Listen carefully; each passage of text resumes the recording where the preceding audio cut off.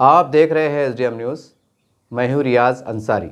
इस वक्त मैं महाराष्ट्र के तारीखी शहर औरंगाबाद से बात कर रहा हूँ और आज का जो मेरा विषय देखिए वो कहीं ना कहीं देश में बड़े लेवल पर हिंदू और मुसलमानों में नज़दीकियाँ कैसी बढ़े, मोहब्बतें कैसी बढ़े, दो समाज का एक दूसरे पे विश्वास कैसा बढ़े। और जो आज पूरे देश में हम देख रहे हैं, अभी हाल ही में हमने देखा यूपी के अंदर के कांवड़ यात्रा के दौरान खाने पीने के होटल बोलिए, ढाबे बोलिए, उसके ऊपर किस तरह से हंगामे हुए, राजनीति हुई, आरोप लगे और कैसे कैसे बातें हुई। कहीं ना कहीं उस वाक़यात को लेकर भी पूरे देश की राजनीति पर और ख़ासकर 25 करोड़ के मुसलमानों पर, उनके जहनों पर, उनके दिलों पर, उनकी सोच पर, उनकी फ़िक्रों पर एक गहरा असर पड़ा है कि देश को आज़ाद होकर 75 साल हो गए हैं। हमारे देश ने चाँद को छू लिया है। एक तरफ तो ये कहा जा रहा है कि हमको विश्वगुरु बनना है, एक तरफ ये भी देखते हैं कि भारत दुनिया की तीसरी चौथी ताकत के क़तार में खड़ा है, अपनी ताकत को, अपनी शक्ति को मनवाया है। उसके बावजूद भी इस तरह के देश में वाक़यात घट जाना कि अपना नाम बताओ, तुम हिंदू है कि मुसलमान है कि क्या है, जो भी है, तो ये किस चीज़ को दर्शाता है, ये किस चीज़ को ज़ाहिर करता है, इसके परिणाम क्या होंगे, इसके असरात कितने बुरे हो रहे हैं। छोटी छोटी बात पर एक आम बात हो गई है। अब तो महाराष्ट्र में भी हमने इससे पहले देखा कि कुछ मंदिर की यात्राओं को लेकर वाद विवाद हुए कि मंदिर के 100 मीटर के परिसर में कोई मुसलमानों ने खाने पीने की दुकान नहीं लगाना चाहिए। बहुत से उनके ऊपर आरोप लगे हैं। बाद में गांव के लोगों ने मिल बांट के एक दूसरे को समझ के हालात पे काबू पाया है। बहुत सी जगहों पर ये देखने में आ रहा है कि भाई कोई ग्रामीण है, देहात है, अगर मैं महाराष्ट्र की एक मिसाल देने की कोशिश करूँ तो कि भाई बाहर के लोगों ने नमाज को नहीं आना चाहिए। कोई करीब में कोई महाराष्ट्र में एक देहात में, गांव में एक वाद विवाद हुआ था, कोई छोटा मोटा झगड़ा हुआ था, तो मुकामी लोगों का कहना था कि बाहर के जो लोग हमारे गांव की बड़ी मस्जिद के अंदर नमाज़ पढ़ने आते हैं, जुमे की खास करके, नहीं आना चाहिए क्योंकि बाहर के लोगों से वाद विवाद फैल रहा है। जबकि कोई भी धर्म जो है तो अहिंसा नहीं सिखाता, यानी कि तशद्दुद की तालीम नहीं देता। ये प्यार मोहब्बत की तालीम देता है, एकता भाईचारगी की तालीम देता है, शांति का संदेश देता है। हर धर्म, चाहे हिंदू हो, सिख हो, मुसलमान हो, कोई भी हो। उसके बाद आखिर क्या कारण है कि धर्म के नाम पर नफ़रतें हो जाती हैं, छोटे मोटे लेवल पे दंगे भड़क जाते हैं, कभी कभी लॉ एंड ऑर्डर ख़राब होने का मसला आता है। ये बहुत सी बातें हैं। हाल ही में कुछ साल पहले ये भी देखने में आया कि पूरे देश में कैसा कैसा माहौल देखने में आया कि मुग़ल कालीन की जो पुरानी ऐतिहासिक मस्जिद है कि हर मस्जिद को अब देखा जाएगा या देखना चाहिए। उस मस्जिद के नीचे कहीं ना कहीं प्राचीन काल के मंदिर की बाक़ियात, यानी कि उसका स्ट्रक्चर, उसका ढांचा मिल सकता है। उसमें मंदिर मतलब पुराने ज़माने का जो था वो मंदिर जो है तो मिल सकता है। यानी कि ये कहा गया था कि सैकड़ों मंदिरों को तोड़कर मुग़ल कालीन के दौर में जो है तो मस्जिदों को बनाया गया है। जबकि इस्लाम में ये चीज़ है कि कोई नाजायज़ कब्ज़ा वाली ज़मीन पर हम सजदा नहीं कर सकते, अल्लाह का घर नहीं बना सकते। साफ़ सुथरी बात है, तसव्वुर नहीं है। लेकिन क्या करें, कुछ वाक़यात, कुछ घटनाएँ माजी में कुछ ऐसी घटी हैं कि उस घटना को सिर्फ एक घटना के रूप में नहीं देखा जा रहा है, बल्कि ऐसा देखा जा रहा है कि मान लो पूरे हिंदुस्तान के मुसलमानों की आवाज़दा की गलती है और आज के मुसलमानों को उसको भुगतना है या सुनना है, सहना है या जो भी है। बहुत सी बातें हो रही हैं। और सबसे ज़्यादा तवक्कुन जो राजकीय हालात हम कह सकते हैं, सियासी हालात, जहाँ से बिगाड़ आया, जहाँ से उछाल आया, जहाँ से बदलाव आया, जहाँ से 25 करोड़ मुसलमानों ने अपने आप को एक बेबस महसूस किया, एक तन्हा महसूस किया, एहसास से कमतरी का शिकार महसूस किया, वो बाबरी मस्जिद का जो फैसला सुप्रीम कोर्ट की तरफ से आया, जिसमें एक आस्था का जिक्र भी आया, उसके बाद कहीं ना कहीं मुसलमान एक अपने आप को एक तन्हा महसूस किए। फिर भी ये मुसलमानों के 25 करोड़ मुसलमानों का और उनके तमाम मज़हबी, सियासी, सक़ाफ़ती, समाजी जो भी है ज़िम्मेदार है, छोटे बड़े, ये उनका बड़ापन है, ये उनका बड़ा दिल है कि उन्होंने कहीं ना कहीं 100 करोड़ हिंदुओं की आस्था को देखते हुए, मुल्क में अमन शांति को देखते हुए, मुल्क में कोई दोबारा हालात ख़राब ना हो, हिंदू मुस्लिम में कशीदगी ना बढ़े, इसको देखकर उन्होंने कहने के सुप्रीम कोर्ट के फ़ैसले को मनोवैन तस्लीम किया और उसके ऊपर खामोशी इख्तियार की। हालांकि दिल टूट चुका था, आँख रो रही थी, दिल तड़प रहा था, बहुत सी बातें, बहुत सी तारीख़ माजी की यादें, वाक़यात इस बात की तरफ चीख चीख के इशारा कर रहे थे कि क्या सही है क्या गलत है, पूरी दुनिया देख रही थी, सब कुछ देख रहे थे। लेकिन उसके बाद भी एक तरफ हमारे 100 करोड़ हमारे हिंदू भाइयों के आस्था का मामला था, एक तरफ 25 करोड़ मुसलमानों का मामला था, एक तरफ बाबरी मस्जिद थी, एक तरफ राम मंदिर की तामीर का मसला था। ये तमाम बातें कहीं ना कहीं मुसलमानों के लिए एक ऐसी ख़तरनाक कश्मकश, एक सब्र और इम्तिहान की घड़ी थी। बहरहाल खुदा खुदा करके वो तमाम मामला, वो पड़ाव पार किए, वो रास्ता पार हुआ। लेकिन उसके बाद भी हम कह सकते हैं कि वहाँ से होना तो ये चाहिए था कि हिंदू मुल्क में हिंदू मुस्लिम की एकता की भाईचारे की बढ़ जाती। जो मुसलमानों ने एक तरह की अपनी कुर्बानी दिया, एक खामोशी इख्तियार की, एक सब्र तहम्मुल का मुजाहरा किया और अपने एक अल्लाह पे उस मामले को छोड़ा कि अल्लाह अब तू ही है कि हमने 50-60 साल कई धरने दिए, मोर्चे दिए, जेलों में गए, कि छोटे मोटे दंगे हुए, कहीं जाने का इतलाफ़ हुआ, लेकिन अब हम एक तरह से थक चुके हैं या एक अजीब गरीब हम एहसास कमतरी का शिकार महसूस कर रहे हैं। बहरहाल खुदा खुदा करके तमाम ज़िम्मेदारों ने जो है तो सुप्रीम कोर्ट के फ़ैसले के ऊपर मतलब तहिया किया और खामोशी इख्तियार की। लेकिन उसके बाद भी जिस तरह से एक रिवाज चल पड़ा, ये मस्जिद के नीचे मंदिर है, वो मस्जिद के नीचे मंदिर है, यहाँ पर ये है, वहाँ पर वो है, एक अजीब हवा चल पड़ी, जिसको लेकर और मुसलमानों के अंदर एक बेचैनी बड़ी कि अब क्या होगा, कि अब कहाँ जाए, क्या होगा, कैसा होगा। क्योंकि मुसलमान तो चीख चीख के कह रहे हैं कि हम संविधान को मानने वाले हैं, क़ानून का आदर सम्मान करने वाले हैं, कोर्ट के फैसलों को मानने वाले हैं।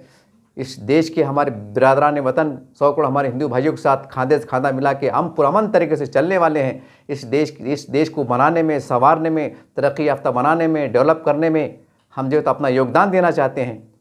और तारीख़ भी गवाह है कि मुसलमानों ने बेमिसाल इस देश के लिए कुर्बानियाँ दी हैं। देश की आज़ादी में तो उसका क्या कहना, उसको सुनहरे अल्फाजों में लिखा जाएगा कि मुसलमानों ने कितनी कुर्बानियाँ दी, अपनी जानों का नजराना दिया। लेकिन आज़ाद भारत के बाद भी जो है तो कई ऐसे वाक़यात हम कह सकते हैं, फ़ख्रिया हम हालात कह सकते हैं कि परमवीर अब्दुल हमीद जिन्होंने पाकिस्तान को टैंक को चढ़ाया था, ब्रिगेडियर उस्मान जिन्होंने जो है तो पाकिस्तान और चाइना की जंग बेशुमार अपने एक बेपनाह जो है तो अपनी काबिलियत का, सलाहियत का मुजाहरा किया था, देश की विजय में, कामयाबी में अपना गिरा नख्त जो है तो कुर्बानियाँ दी। और उसके अलावा अगर हम हाल ही में अगर देखें, जो इंडिया पाकिस्तान का जो हुआ, एक छोटी मोटी जंग कह सकते हैं कि एक मुस्लिम बेटी कर्नल सूफिया कुरैशी ने अपनी सलाहियत का बेबाक मुजाहरा किया और पूरी दुनिया के सामने भारत देश की जो है तो अपनी जंगी सलाहियत का, अपनी बढ़तरी का जो है तो सबूत दिया। बहर कहने का मतलब क्या है, APJ अब्दुल कलाम जिन्होंने देश को एक मिसाइल दिया, 2-3 राष्ट्रपति मुसलमान दिया, डॉक्टर जाकिर हुसैन, फ़खरुद्दीन अली अहमद ऐसे दिए हैं। उसके बाद भी फिर ऐसा कौन सी कमी रह जाती हैं, ऐसी कौन सी बात रह जाती हैं जो पता नहीं हमारे हिंदू भाइयों के दिल में एक तरह की दूरी ही कायम रखती हैं, वो कौन सी बात है। बहरहाल अगर हम कुल मिला के नेशनल और इंटरनेशनल लेवल पर देखें तो कुछ पाकिस्तान की घटनाएं हैं, कुछ बांग्लादेश की घटनाएं हैं, जहाँ पर हिंदुओं पे, हमारे हिंदू भाइयों पे जुल्म अत्याचार होता है, उसके वीडियो वायरल होते हैं, समाचार पत्रों में छपता है, बहुत सी बात होती हैं, उसकी भी गहरे असरात कहने के हमारे देश पे पड़ते हैं। लेकिन सवाल फ्री उठता है कि अगर पाकिस्तान में, बांग्लादेश में अगर वहाँ की सरकारों के द्वारा कुछ हमारे हिंदू भाइयों पर अत्याचार होते हैं तो सवाल ये है, तो हमारे भारत देश को चाहिए, यहाँ की सरकारों को चाहिए कि अपने अच्छे अंदाज से जो नेशनल क़वानीन होते हैं उसके तहत या वक्त पड़े तो ताकत के ज़रिए से जो है तो वहाँ पर सरकार पर ऐसा दबाव बनाए कि वहाँ पर कोई हिंदू को बाल को धक्का ना लगे। ये सरकार की अपनी जवाबदारी है, उसका यहाँ के 25 करोड़ मुसलमानों से क्या लेने देना। वो खुद जो है तो सरकार के साथ खड़े नज़र आते हैं। जब भी देश पे बुरा वक्त आता है, संकट आता है, तमाम देश के लोग, चाहे मज़हबी हो, सियासी हो, समाजी हो या 25 करोड़ मुसलमान हो, सरकार कांग्रेस की हो, भाजपा की हो, किसी की भी हो या मिलीजुली सरकार हो, देश का मुसलमान सरकार के साथ खड़े नजर आता है। आज पाकिस्तान इंडिया का जो छोटा सा एक छोटे लेवल पे युद्ध हुआ, जंग हुई, उस टाइम भी भारत देश के पूरे मुसलमान जो है तो मोदी सरकार यानी केंद्र सरकार के साथ खड़े नजर आए कि ठीक है, हम हमारे आपसी इख्तलाफात, विवाद हम बैठ के सुलझा लेंगे, लेकिन आज देश पे संकट है, आज हम पूरे मुसलमान देश के साथ खड़े हैं। ऐसे बेशुमार वाक़यात सबूत मिलते हैं, लेकिन उसके बाद भी कहीं ना कहीं मुसलमानों के साथ ढके छुपे अंदाज से नाइंसाफ़ी होती हैं, वो मजलूमी का शिकार होते हैं। फिर सवाल खड़े होते हैं, क्या मुसलमान क्या करे, मुसलमान कहाँ जाए। लेकिन दूसरी तरफ अगर हम 75 साल की अगर राजनीति पे एक गहरी नज़र डालते हैं तो कहीं ना कहीं ये कड़वा सच है कि मुसलमानों के जो नाम नेहात जो लीडरान थे, जो सेकुलर पार्टी से वाबस्ता थे, ये उनका कसूर है, ये उनकी गलती है कि उन्होंने मुसलमानों को इक़्तिदार में रहते हुए उन्होंने जो मतलब कानून के दायरे में, संविधान के दायरे में जो उनको अधिकार मिले हुए थे, वो सरकारों में थे, वो सरकारों में मंत्री हुआ करते थे, अलग अलग नामों से जाने पहचाने जाते थे। उन्होंने मुसलमानों के साथ सरकार से ठोस नुमाइंदगी नहीं की, अपने घर भरने का काम किया। किसी ने अपने कॉलेज लाया, किसी ने अपने आप को डेवलप किया, किसी ने कंपनियाँ लाया, किसी ने जो है तो खास ओहदा मिल गया। बस अपने ओहदे की लालच में, कुर्सी के लालच में जो है तो पूरी कौम का सियासी एतबार से सौदा किया। ये इतिहास में है, ये आप देख सकते हैं कि कितने मुसलमान नेता गए, उसके बाद भी मुसलमानों की हालत क्यों? यह है सबसे बड़ा सवाल है। बहरहाल अब देश के मुसलमानों को और ख़ास करके आज की मौजूदा सियासी जो लीडरान हैं अलग अलग पार्टी से वाबस्ता, वो समाजी जो संगठन के ज़िम्मेदारान हैं वो, और दानिशवर हजरात हैं वो, और ख़ास करके हमारे जो चारों पाँचों हमारी इस्लामी तंजीमें हैं माशाअल्लाह, इनके ज़िम्मेदारान जो बहुत काबिल मुबारकबाद के मुस्तहिक़ हैं और काबिल एहतराम हैं, मैं उनके गोशगुजार कुछ करना चाहता हूँ कि अब वक्त आ गया है कि 75 साल के जो तल्ख़ यादें हैं, जो तल्ख़ वाक़ियात हैं, जो सबूत है, उसकी रोशनी के अंदर आप भी आने वाले वक्त के अंदर एक ऐसा लाहेमल तैयार करें कि 25 करोड़ के मुसलमानों की सही मानों में नुमाइंदगी हो, और नुमाइंदगी के साथ 100 करोड़ हमारे हिंदू भाइयों के हम करीब कैसा जा सकते हैं, दोस्ती का पुल कैसा बना सकते हैं, जो गलत फहमियाँ हैं, जो दूरियां हैं, हम उसको कैसा दूर कर सकते हैं, उसके ऊपर अब नए सिरे से सर जोड़ के बैठने की ज़रूरत है। सवाल ये है कि ऐसा तो नहीं है कि हमारे काबिल एहतराम उलमा इकराम बोलो, जमातों के ज़िम्मेदारान बोलो, सियासी लीडरान बोलो, इन्होंने कोशिश ही नहीं की, लेकिन इन्होंने कोशिश की, लेकिन ज़्यादातर गलत सिमत में की। ये एक अजीब गरीब मुसलमानों का अलमिया है कि तबाही पे तबाही होती रही, हर टाइम पिटते रहे, नाइंसाफ़ी का शिकार होते रहे, होते होते इतने हो गए कि रोड पे आ गए कि आज एक तालीम के मैदान में आरक्षण की भीख मांगने पे मजबूर हो गए, यहाँ तक कि अपनी मजहबी मकामात की तहफ़्फ़ुज़ के लिए, बक़ा के लिए जो है तो एक अजीब व गरीब एहसास कमतरी का शिकार हो गए। बहरहाल मैं ये कहना चाहता हूँ कि देखिए, ये सब कुछ हुआ है तो हम पूरी तरह से ये नहीं कह सकते हैं कि इसकी पूरी तरह से ज़िम्मेदार बीजेपी है, आरएसएस है, सिंह परिवार है, विश्व हिंदू परिषद है, बजरंग दल है, या जो भी है। हम पूरी तरह से इन पे इल्ज़ाम नहीं लगा सकते, जबकि सेकुलर पार्टियों ने इन्हीं की आड़ में 50-60 साल राजनीति की, मुसलमानों को बेवकूफ़ बनाने के काम किया, धंधे किए, अपनी राजनीति को चमकाया, सरकारों में आए, कभी केंद्र में आए, कभी राज्य में आए, कहीं कोई आमदार बना, कोई खासदार बना, कोई शहर लेवल पे कोई महापौर बना, कोई सरपंच का, कोई ग्राम पंचायत सरपंच बना। बस यही नफ़रत की राजनीति में मुसलमानों को सिर्फ इस्तेमाल किया गया, और इस्तेमाल के बाद उनको फेंक दिया गया, और बदले में चंद जो मुसलमानों के हम कह सकते हैं कि वो अपनी कौम से मोहब्बत करने वाले कम थे, और सियासी ग़ुलाम ज़्यादा थे, सियासी दलाल ज़्यादा थे। मैं बहुत खुल के कह रहा हूँ, सबको नहीं कह रहा हूँ, लेकिन बड़ी अक्सरियत मुसलमानों की जो लीडरान थे वो ज़्यादा दलाल थे, वो मुसलमानों के बेचने वाले थे, वो सियासी सौदे करने वाले थे। उन्होंने मुसलमानों का बिल जो करना चाहिए था हक़ अदा, वो नहीं किया, बल्कि अपनी सियासी आका को खुश करने के लिए क्या क्या नहीं किया, ये आपके सामने है। सवाल ये है कि अब हम नए सिरे में हम क्या कर सकते हैं।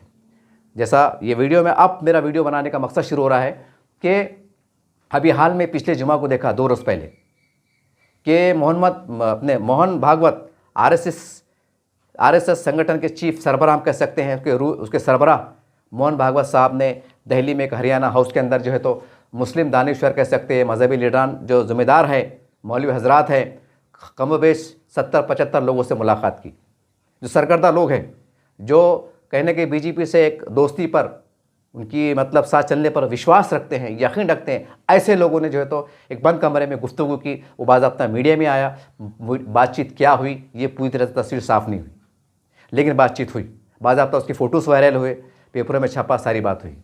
सवाल ये है कि जब भी आरएसएस का नाम आता है या बीजेपी का नाम आता है, तो कहीं ना कहीं आज भी मुसलमानों के दरमियान में बहुत से चेहरे, बहुत से लीडरशिप ऐसे हैं जो कुछ सियासी है और कुछ मजहबी है, जिन्होंने ये कसम खा रखी है कि हम मरे दम तक आरएसएस से हम दुश्मनी का बुक्स हमारे दिल में पालेंगे, हम मरे दम तक बीजेपी को बुरा भला बोलते रहेंगे।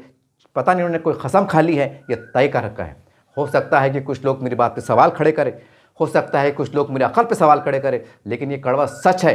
ये कड़वा सच ये है कि जब तुमको मालूम है कि आज पूरे देश के अंदर लीड भाजपा कर रही है, उनके हमनवा तंजीम कर रही हैं, आज आम जो हिंदू भाई हैं हमारे सैकड़ों, उनका मिजाज बदल गया है, उनकी विचारधारा बदल गई है। यहाँ तक कि जो शासकीय कार्यालयों में जो छोटे बड़े अधिकारी हैं उनका मिजाज भी बदल गया है। ये मैं आपको इशारे में कह रहा हूँ। इतना सब कुछ होने के बाद अब हमें जहाँ पर हमें अपने रविश बदलने की ज़रूरत है, तो वहाँ हम फिर पुरानी रविश में चल रहे हैं। जो गली से लेकर दिल्ली तक छा गए हैं और अब फिर हम सियासी दुश्मनी की बात कर रहे हैं, उनको दफन करने की बात कर रहे हैं। अभी विधानसभा में, लोकसभा में, महाराष्ट्र में देखा कि जो बीजेपी के साथ जाएगा उनका हुक्का पानी बंद कर दो, उनका दाना पानी बंद कर दो। कहीं तो ये आवाज़ उठी कि बीजेपी को दफन कर दो। अजीब दीवानगी है, अजीब पागलपन है, जबकि ऐसा कुछ हो नहीं सकता। रिजल्ट क्या आया? और ताकत के साथ और बहुमत के साथ भाजपा और उनके हमनवा तंजीम केंद्र सरकार में आए, राज्य सरकार में आए। आपको क्या मिला? ठीक है, आपने जिसके बल के ऊपर, यानी कि सेकुलर पार्टियों के बल के ऊपर जो तो आपने आवाज़ दी, सदा दी कि ये हमारे मसीहा है, ये मुसलमानों के हमदर्द है, लेकिन सवाल ये है, ये एक अजीब गरीब दीवानापन है। जबकि 50 साल के अंदर यही सेकुलर पार्टियों के दौर इक़्तिदार में मुसलमानों की ईंट्स बजा दी गई सियासी एतबार से, उसके बाद भी अजीब गरीब दीवानापन है, अजीब गरीब तर्क किया जाता है कि बड़े दुश्मन से छोटा दुश्मन। अजीब है, अजीब है। ये हमारे अंदर ये समझ कब पैदा होंगी कि जिसको हम बड़ा दुश्मन करार दे रहे हैं या दुश्मन होने का आरोप लगा रहे हैं, इल्ज़ाम लगा रहे हैं, आपके जहन में ये क्यों नहीं आता कि हम उनसे दोस्ती का हाथ बढ़ाएं, हम उनके साथ मिल बैठ के बात करें। अगर मैं इंटरनेशनल लेवल पर गज़ा, फ़लस्तीन की, इज़राइल की मिसाल दूँ, हालांकि वो मुद्दा अलग है, उसकी हम तुलना, उसका मुकाबला यहाँ नहीं कर सकते, लेकिन मजबूरी में मैं सब कुछ इसलिए कर रहा हूँ क्योंकि वहाँ भी मुसलमान परेशान हैं, वहाँ भी मुसलमान मसाइब से दो चार हैं, वहाँ भी मुसलमान जो भी कैसे कैसे हालात चल रहे हैं, आप देख रहे हैं कि लाशों के ढेर गिर रहे हैं, अनगिनत लाशों के ढेर, बस्ती के बस्ते उजाड़ दी गई हैं, भूखे प्यासे मर रहे हैं। उसके बाद भी हालांकि अतराफ़ में अरब ममालिक की जो ताकत है वो अगर चाहें तो एक दिन में जंग बंद हो सकती है, लेकिन पता नहीं कौन सा डर है, दुनिया का, अमेरिका का डर है, क्या है, जो भी है सब आपको पता है, बोलने बताने की ज़रूरत नहीं है। तो कहने का मतलब ये है कि वहाँ भी जो हमास के ज़िम्मेदारान हैं, जो अरब के जो ज़िम्मेदारान हैं, वो भी मध्यस्थता कर रहे हैं, अमेरिका से बात कर रहे हैं, इजराइल से बात कर रहे हैं। हालांकि हज़ारों लाखों के जो तो ढेर बिछ गए हैं, कई मसाजिद शहीद हो गई हैं, फ़लस्तीन के अपने अहले गज़ा में कई मदरसे मतलब शहीद हो गए हैं, कैसे कैसे वाक़। उसके बाद भी टेबल पर बात हो रही है, जबकि सबको मालूम है कि ये इन पे भरोसा एक पल भी नहीं किया जा सकता। उसके बाद भी अरब ममालिक के कुछ, जैसे मिस्र शामिल है, सऊदी अरब शामिल है, या और कुछ इजिप्ट शामिल है, ये कोशिश कर रहे हैं, या जो जॉर्डन शामिल है, ये कोशिश कर रहे हैं कि किसी तरह रास्ता कुछ निकले और अमन अमान हो जाए। यानी कि इतनी तबाही पर भी जो है तो बातचीत के दरवाजे खुले हैं। हालांकि एक तरफ हमले भी हो रहे हैं, एक तरफ मासूम बेखुसूर मारे भी जा रहे हैं, उस तरफ दूसरा बात चढ़ रही है। अगर वही सूरत हाल हिंदुस्तान में अगर देखते हैं, इतने बुरे हाल तो मुसलमानों को नहीं है, इतने बुरे हाल तो नहीं है, जबकि इतनी तबाही के बाद भी वहाँ पर गुफ्तशनी के दरवाजे खुले हुए हैं, बातचीत कर रहे हैं। हालांकि मैंने पहले कहा कि वो मामला बहुत अलग है, हम उसकी मुआवजना, उसकी तुलना यहाँ से नहीं कर सकते हैं, लेकिन मजबूरी में इसलिए करना पड़ा हूँ कि जो हमारे बड़े जिम्मेदार हैं, जो मजहबी जो लोग हैं, जिम्मेदार हैं जमातों के, ये आपको सोचने की ज़रूरत है। यहाँ तो इतने हालात बिगड़े नहीं हैं, मैं इतने हालात बिगड़ने भी बातचीत हो रही है।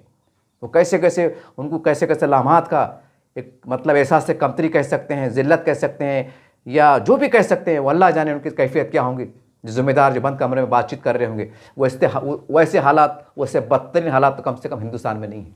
आज हम फ़ख्र से कह सकते हैं कि पूरी दुनिया में सबसे ज़्यादा अगर महफूज अगर मुसलमान है आज के हालात में भी तो हिंदुस्तान है। आज के हालात में भी कि बिरादरान वतन आज जो है तो मुसलमानों के साथ उनको अच्छी निगाह से देखती हैं। ये हालात में भी हालांकि दूरियां बरकरार है, लेकिन उसके बाद भी जो है तो मोहब्बत की निगाह से देखती हैं, भरोसे की निगाह से देखती हैं, उनको अपना समझती हैं, अपना भाई मानती हैं। बहुत बड़ी बात है। अब सवाल ये है हम कब तक दूरी इख्तियार करें, जबकि मालूम है आरएसएस का जो ताकत है, जो रुतबा है, वो हिंदुस्तान की सियासत में, राजनीति में कितना गहरा है, और उनके बयानात का, उनकी हलचल का, उनके इशारों का, उनकी बातों का राज्य सरकारों पर, केंद्र सरकार पर कितना गहरा पड़ता है, ये आपको पता है। आपको ज़्यादा समझाने बोलने की ज़रूरत नहीं है।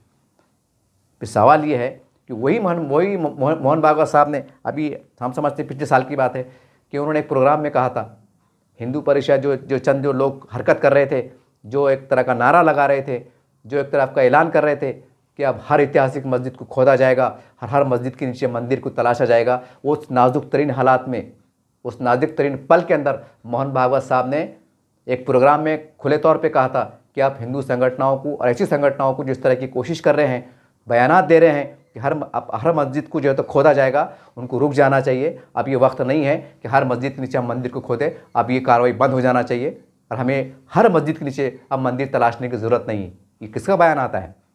ये मोहन भागवत साहब का बयान आता है। लेकिन अफसोस उसके बाद भी जो है तो इतनी बड़ी एक दोस्ती की एक पेशकश हम कह सकते हैं, या मुसलमानों को एक ढके छुपे अल्फाज में ये खुले तौर पर पैगाम दे सकते हैं। एक आरएसएस का चीफ मोहन भागवत साहब एक आपको पैगाम दे रहे हैं और आप जो है तो खामोश तमाशाई बने हुए हैं, या कुछ इक्का दुक्का बयान करते हैं, या दूर दूर से जो है तो उनकी सराही की जाती हैं। अफसोस की बात है, बेहद अफसोस की बात है। और जो सेकुलर पार्टियाँ जिन्होंने मुसलमानों के पीठ पे खंजर झोंकने का काम किया, उनको कहाँ से कहाँ पहुँचा दिया, उनको सियासी भीख पे पहुँचा दिया कि आज सेक्टर कमेटी की रिपोर्ट के मुताबिक मुसलमान कहाँ से कहाँ पहुँच गए। उसके बाद भी जो है तो हमारे मजहबी जो रहनुमा हैं, कुछ सबकी बात नहीं करूँगा मैं, तो वो सेकुलर पार्टी को जय जयकार करते नज़र आते हैं, उनके आगे पीछे घूमते हुए नज़र आते हैं। बहुत अफसोस की बात है और बहुत शर्म की बात है कि जिन्होंने हमको धोखे पे धोखा दिया और उसके बाद भी हमसे भरोसे किया जा रहा है और ये तर्क दिया जाता है कि बड़े दुश्मन से छोटा दुश्मन। सवाल ये है कि हम मुसलमानों में और मुसलमान की क़यादत में, चाहे मजहबी हो, सियासी हो, आपके अंदर इतनी सलाहियत नहीं है कि उनसे गुस्से सुनित करके कोई दोस्ती का रास्ता निकाला जाए। गज़ा के अंदर इतनी बदतरीन हालात में जो है तो दोस्ती की राहें, कंप्रोमाइज़ की राहें तलाशी की जा रही हैं, बात बनते मरते नज़र आ रही हैं। उतने बदतरीन हालात हिंदुस्तान में नहीं हैं। तो आप कौन सी दुनिया में जी रहे हैं? आपकी सोच क्या है? आप चाहते क्या हैं? ये सवाल है। ये बहुत सवाल गर्दिश कर रहा है, लेकिन लोग डरते हैं कि हमारे बड़े हैं, जान दो, क्या अपन मत बोलो, अपन बोलो। लेकिन कब तक खामोश रहे? मैं आपसे पूछता हूं, बड़ा अदब एहतराम पूछता हूं कि आप इतनी बड़ी सलाहियत के मालिक नहीं हैं कि मोहन भागवत साहब से एक मीटिंग करें? ठीक है, बातचीत नाकाम हो सकती है, कोई मसला नहीं है, लेकिन बात करने में बुराई क्या है? शिर्क है, हराम है, बिद्दत है कि इस्लाम से बेदखल हो जाएंगे? क्या है मसला? कुछ तो मैं कौम को लगे। जब आपको मालूम है कि इतनी बड़ी ताकत रखते हैं कि इनके इशारों पर जो है तो बहुत कुछ हो सकता है, सरकार इनके इशारों पे जो है तो सर तस्लीम करती है, ये आपको अच्छी तरह पता है कि इतने ताकतवर लोग हैं, और वो कहीं ना कहीं प्रोग्राम में आपको दोस्ती का हाथ बढ़ाते हैं और कहीं ना कहीं इशारा देते हैं। तो क्या बंद कमरे में हम बात नहीं कर सकते? अब मैं आ जाता हूं एक और असली मुद्दे की तरफ। अब बहुत से लोग कमेंट करेंगे या बहुत से बोलेंगे, अरे जनाब वो हिंदू राष्ट्र की बात करते हैं, वो संविधान को बदलने की बात करते हैं, वो ऐसा है, तो क्या हर चीज़ को बचाने का ठेका सिर्फ 25 करोड़ मुसलमानों ने लिया? ये सवाल है। कोई दूसरी पार्टियां का मसला नहीं है, दूसरे समाज का मसला नहीं है, मगर क्यों नहीं है? संविधान में आरक्षण है, किसकी भी सरकार आओ, कोई आरक्षण रुकने वाला नहीं। फर्स्ट क्लास मामला चल रहा है, मरम तो सिर्फ मुसलमानों का है। अब या शेख और अपनी देख, आप मुसलमानों को चाहिए, मुसलमानों को जिम्मेदारों को चाहिए कि बंद कमरे में पहले गुफ्तगू का आगाज़ किया जाए कि साहब आप क्या बदलना चाहते हैं कानून के दायरे में रहकर, चौकट, हमको वो अलग शक्ल है। सिर्फ हम ये कहना है हम 25 करोड़ मुसलमानों की नुमाइंदगी करने आए हैं कि बावखार तरीके से अब तक जो तबाही बर्बादी हुई, दंगे हुए, फिसाद हुए, जो भी हुआ, अब हम इंसाफ चाहते हैं। हम कोई बीच की राह कैसी दे सकते हैं?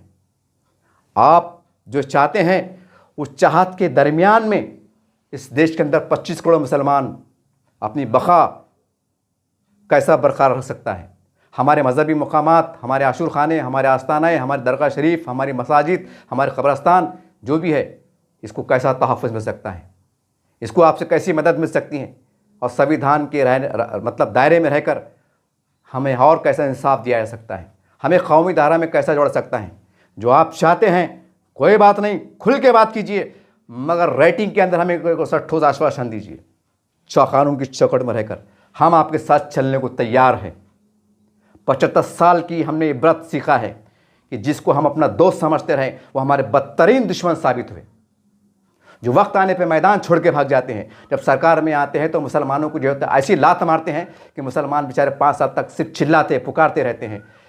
और ज़र खरीद चल मुट्ठी भर मुसलमानों के जो दलाल हैं, जो सियासी लीडर हैं, वो उनकी चपला उठाते नज़र आते हैं, कुर्सियाँ उठाते नज़र आते हैं, शतरंजा उठाते नज़र आते हैं, जय जयकार नज़र करते हैं। और जब 4.5 साल बीत जाते हैं तो मगरमच्छ के आंसू बहाने मुसलमानों की बस्तियों में आते हैं, शहरों में आते हैं, गाँव में आते हैं और फिर वही पुंगी पिटारा लेके आते हैं कि शिवसेना तुम्हारे दुश्मन है, RSS तुम्हारे दुश्मन है, ये ऐसे हैं, ये भाजपा वाले हैं, ये यूँ कर डालेंगे, संविधान बदल देंगे, तुम्हारा जीना हराम हो जाएगा। हम कैसे मुसलमान हैं जब हमारे ईमान है कि झाड़ का पत्ता उसके मर्ज़ी बगैर हल नहीं सकता, जो हालात आना है वहाँ के रहेंगे। सवाल ये है कि हम हर एक तरफ हम ये भी देख रहे हैं, एक तरफ हम देखते हैं समाज के अंदर बड़ा अफसोस होता है वो वाक़यात को देखकर कि बिरादर वतन के हिंदू भाइयों को जो है तो मस्जिद के अंदर बुलाया जाता है और अमन व अमान की दावत दी जाती है। मराठी में कुरान शरीफ, इंग्लिश कुरान शरीफ दी जाती है और ये इसलिए दिया जाता है कि देखो इस्लाम धर्म एक अमन शांति का मज़हब है, ये जहाद की तशरीफ़ की तालीम नहीं देता है, ये एक माँ बाप की औलाद का जो पैगाम इसके अंदर एक छुपा हुआ है वो पैगाम हम देते हैं और ये ज़ाहिर करते हैं, बताते हैं कि हम अमन प्रेमी हैं, हम मिलकर रहना चाहते हैं, इस देश को बढ़ाना चाहते हैं, इस देश को संवारना चाहते हैं, इस देश की हम रहबरी करना चाहते हैं, इस देश की हम नुमाइंदगी करना चाहते हैं। वक्त आने पे हम इस देश की तहफ़्फ़ुज़ के लिए हमारा बच्चा बूढ़ा बुज़ुर्ग जान देने के लिए कुर्बान है। कई मौक़ों पे पैगाम दिए जाते हैं, ये हम देखते हैं। और एक तरफ जो हिंदुओं के रूए रवां हैं, जो बड़े बड़े साधु संत हजरात हैं, जो हिंदू भाइयों पे कमांड रखते हैं, कंट्रोल करते हैं, लाखों हिंदू उनकी जय जयकार करते हैं, उनकी एक बात चाहे वो कैसी भी बात हो जब उन्होंने कह दिया तो उसके पीछे हमारे लाखों भाई हिंदू जाते हुए नज़र आते हैं। इतनी बड़ी शख्सियत, इतने बड़े मोतबर, इतने बड़े ओहदे के रुतबे वाले लोग अगर हम दोस्ताना बनाने में नाकाम हैं, सवाल ये इसके अंदर राज क्या छुपा हुआ है? क्या हमारे अंदर सलाहियत की कमी है या कौन सा मुफाद छुपा हुआ है? ये कौन सी वो बात है? अगर थोड़ी देर के वास्ते मान लो मुस्लिम पर्सनल लॉ बोर्ड के जिम्मेदारान नागपुर के अंदर या दिल्ली के अंदर जो RSS चीफ का जो उनका कार्यालय वहाँ का मुश्तरका तौर पर जाए, खैर सगाली मुलाकात करेगा साहब। अब हम चाहते हैं कि सियासी तौर पर हम कोशिश कर रहे हैं, लेकिन आप भी जो है तो कहीं ना कहीं हमारे 100 करोड़ हिंदुओं की जो है तो रूहानी तर्जुमानी करते हैं, उनकी मतलब मजहबी तर्जुमानी करते हैं और करोड़ों लोग आपको मानते हैं, आपको रहबर मानते हैं, आपको मसीहा मानते हैं, आपको लीडरशिप की शक्ल में देखते हैं। हम चाहते हैं कि आप और हम मिलकर जो है तो इस देश को जो है तो अमन की तरफ, राह की तरफ ले जाए। चलिए हम कुछ अलग तरीके से कोशिश करते हैं, सियासी कोशिश तो चलते रहेंगे, कुछ हम मिल बैठ के बात करते हैं और कुछ रास्ता निकालते हैं। अगर सियासी दोस्ती हो तो किस तरह की हो, किस नोयत की हो? मुसलमानों को इंसाफ कैसे मिलेगा? ठोस ज़बानी नहीं, ताकि मुसलमान जब आप पे भरोसा करें, जब आप मुसलमानों को बदले में इंसाफ देने की बात करें तो मुसलमान फिर खुलकर आपके साथ आने में हमें बात करना पड़ेगी। जो लोग कहने कि सरकार को कंट्रोल करने की ताकत रखते हैं, चाहे केंद्र सरकार हो या राज्य सरकार हो, वो उनका अदब करते हैं, उनका आदर करते हैं, उनका सम्मान करते हैं। उनके कितना सम्मान करते हैं हमसे ज़्यादा तो 1000 गुना आपको मालूम है कि उनके रिश्ते किस कदर गहरे हैं। अब ये कुछ बातें हैं, इशारों में आपको समझ रहे किस कदर गहरे हैं। इसके बाद भी हमारे सरकर्दा जो आलम दीन है अल्हम्दुलिल्लाह, देखिए मैं आपका बड़ा अदब एहतराम करता हूँ, आप पे तनकीद नहीं कर रहा हूँ, लेकिन मैं एक नागरिक होने के नाते, एक उम्मती मुस्लिमा के दरमियान से होने के नाते मेरा भी हक़ बनता है कि जब आप मेरे बड़े हैं तो मैं एक मन की बात, दिल की बात आप तक पहुँचाऊँ। हो सकता है कि मेरे बोलने में गलती हो, कोई दो राय नहीं है, लेकिन इसका मतलब ये नहीं है कि मैं कहूँ नहीं, मेरे आप कहने की आज़ादी नहीं है। हमें चाहिए कि अब देखिए, अब सेकुलर और ये सब फजूल और बेकार की बात होगी। हमें 50 मरतबा ऐसे सबूत मिले हैं कि ये सेकुलर पार्टियाँ कभी भी हकीकी तौर पर मुसलमानों की जो है तो हमदर्द नहीं है।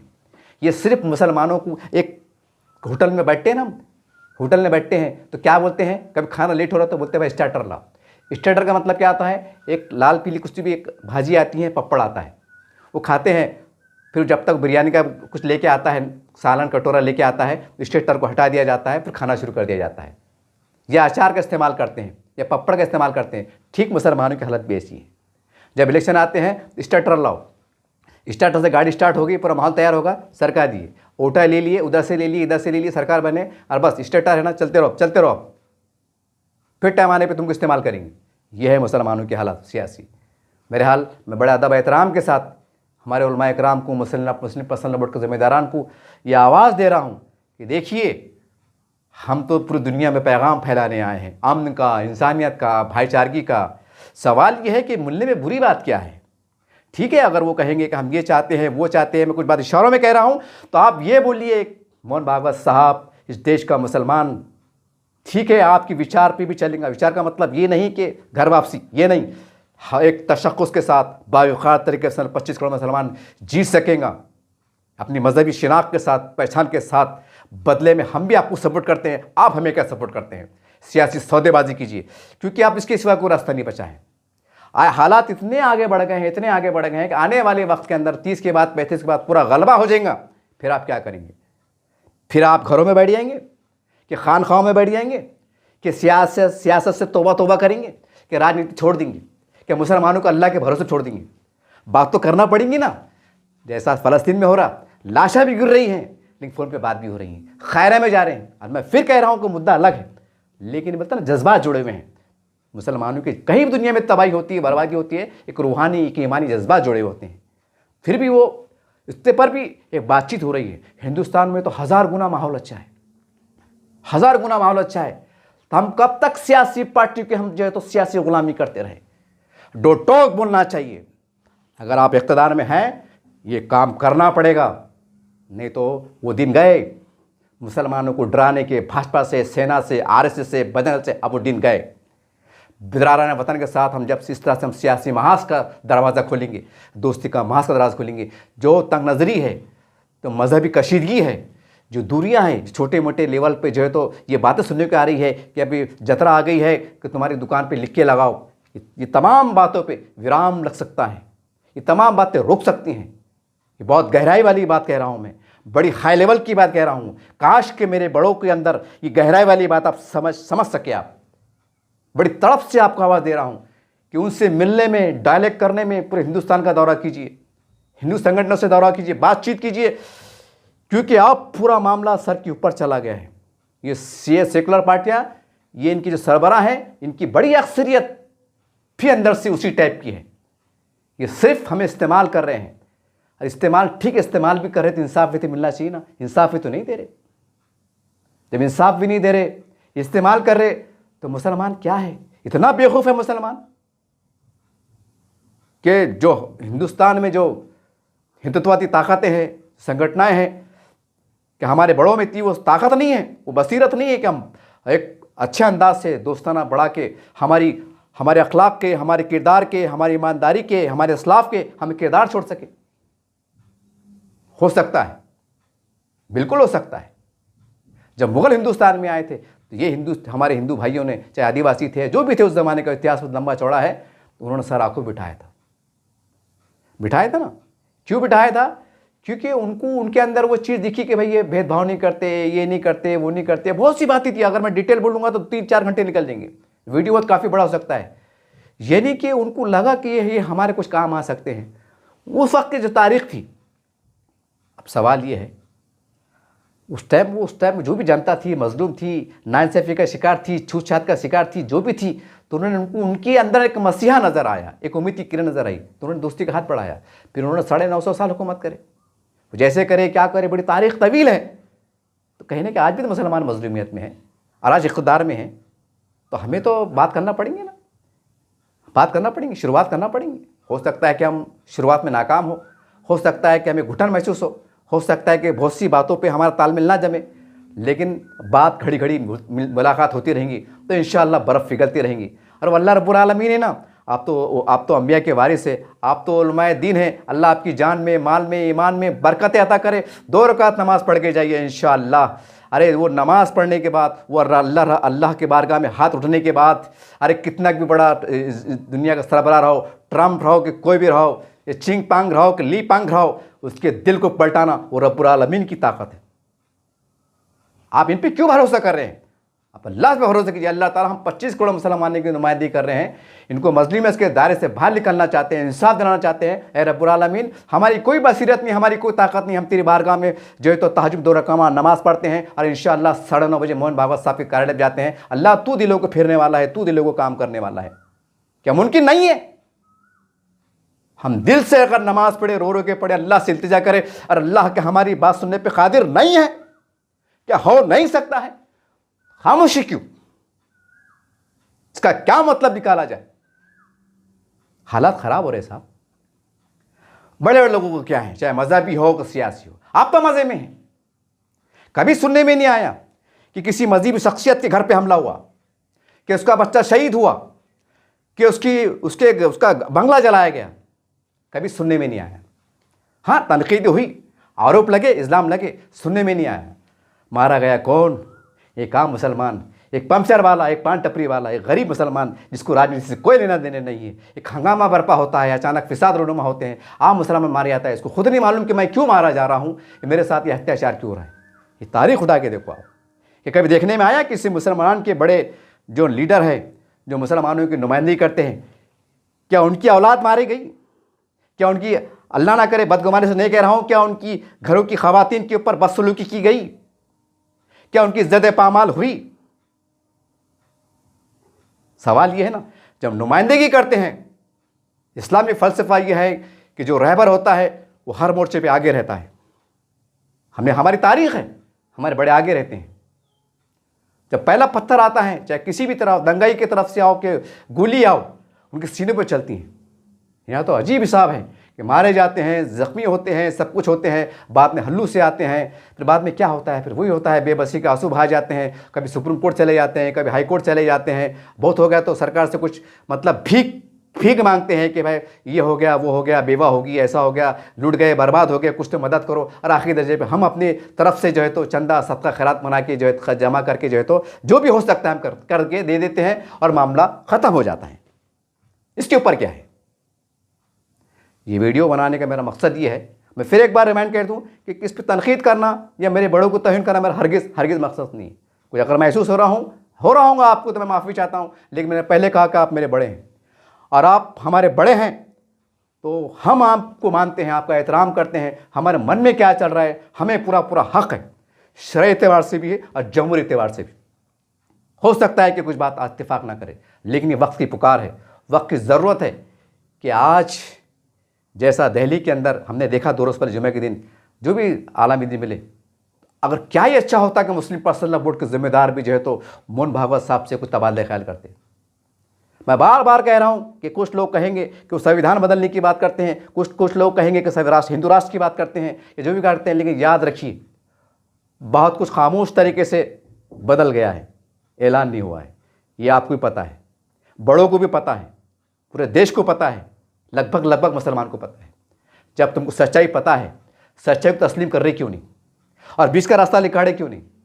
हमें ये नहीं करना है कि वो क्या कर रहे हैं, हम ये देखना है कि जो ताकत में हैं, जिनका जलवा, जिनका रुआब, जिनका दबदबा तमाम क्षेत्र के अंदर, चाहे वो इक़्तिदार में रहो ना रहो, उनकी हिकमत, उनकी वो सोच काम करती है, विचारधारा काम करती है। मैं इसको एक ही मिसाल दूंगा कि वीडियो बड़ा ना हो जाए। अक्सर आप देखते होंगे कि भाई हम वो सरकार के पास जाते हैं, अधिकारी के पास जाते हैं, लेकिन सरकारी अधिकारी भी उन्हें बात को नहीं मानते हैं। वो फ़िरका परस्त ज़हनियत के एक इल्ज़ाम लगता है। देखिए, बस यही मिसाल काफ़ी है।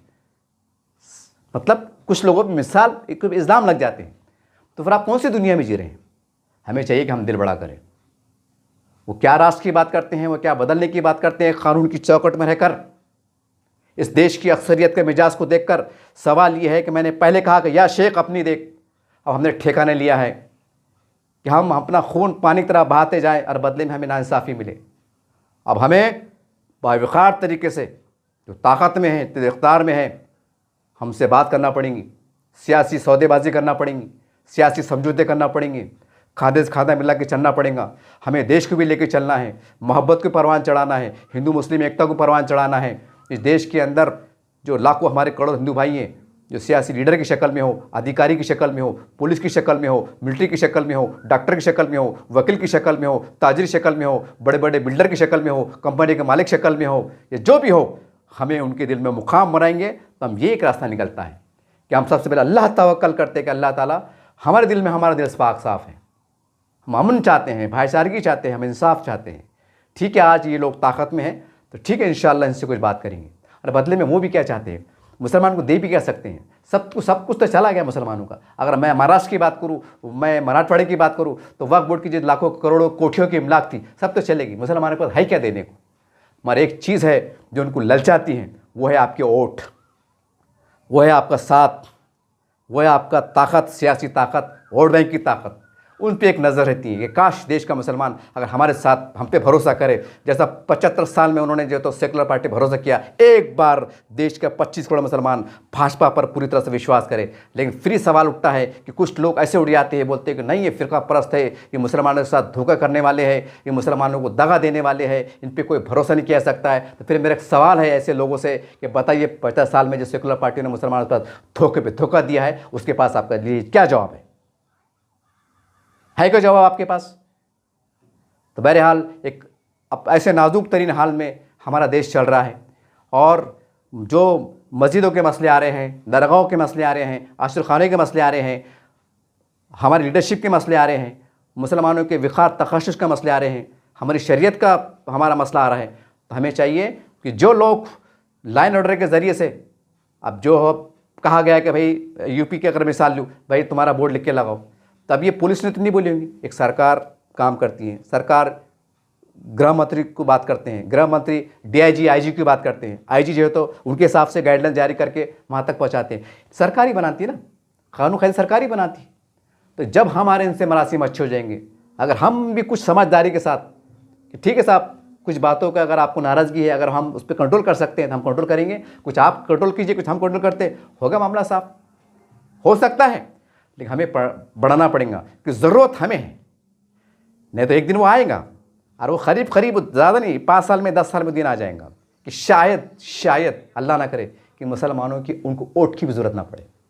ऐसा माहौल बन के आ रहा है, वोट की भी ज़रूरत ना पड़े, जाओ सेकुलरिज्म के पीछे जाओ, झंडा लेके नाचो, और वो सेकुलरिज्म में नाचो जो ना कभी इक़्तिदार में आ सकते, ना जीत सकते, ना उनकी इतनी ताकत बन सकती कि वो सरकार को हिला सकते, कि चुनौती दे सकते सियासी ज़बर से, कुछ नहीं हो सकता है। जाओ उनकी जय जयकार करो, इक़्तिदार में तो हम हैं, नीति योजना बनाने वाले हम हैं, फंड देने वाले हम हैं, इंसाफ देने वाले हम हैं, सरकार में हम हैं। जब हम ही हम हैं तो फिर क्या गम है?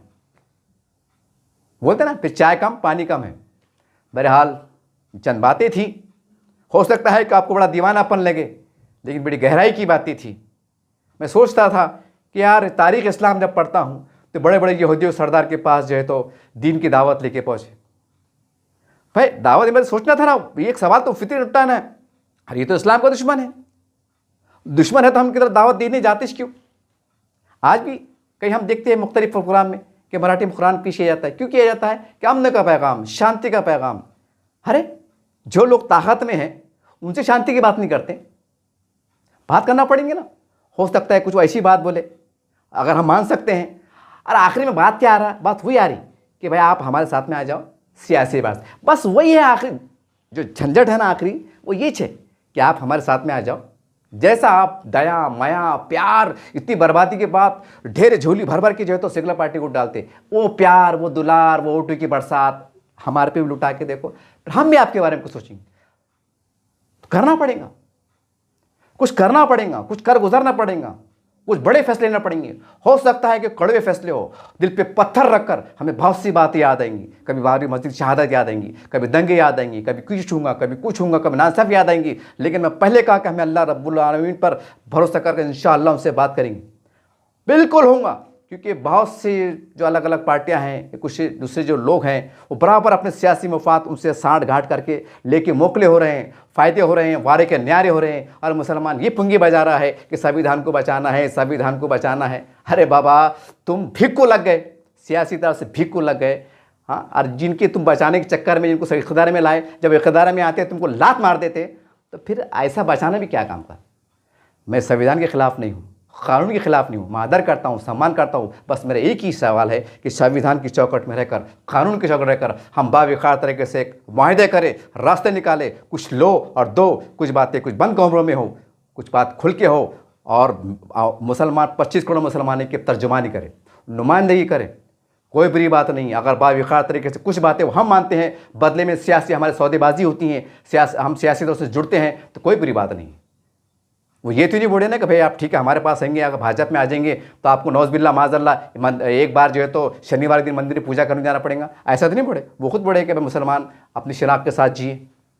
लेकिन खुल के नहीं बोलेंगे ना। अगर खुल के बोलेंगे तो फिर उनके बदलाम लग जाएगा कि भाई तुम तो मुसलमानों के खिलाफ जो है तो इतने बयानबाजी करते, हंगामे करते, और आज क्या बात है, ये मौलाना बहुत प्यार आ रहा तुमको, मुसलमान बहुत प्यार आ रहा, तो उनका समाज भी उनको पूछेंगे ना। अरे भाई कुछ राहें अपने को ऐसी बनाना पड़ेंगी कि वो उनके समाज को बोल सके कि भाई बड़ा मुसलमान का तबका आज हम पे भरोसा जता रहा है, आज हमको हमारा बड़ा मान रहा है, हमको उस लीडर मानने पे मतलब मान रहा है, हमको हमारे साथ दोस्ती का हाथ बढ़ा रहा है, तो हम बिल्कुल बढ़ेंगे। तो उनको भी लगना चाहिए, उनके समाज को, खास समाज बोले तो उनके वोटर को, जो बड़ा हिंदुत्व का वोटर है, उनको भी पैगाम देना चाहिए ना उनकी तरफ से। अगर वो खुद चल के आ जाएंगे तो सवाल ये फिर वो मतलब ही ख़त्म हो जाता ना।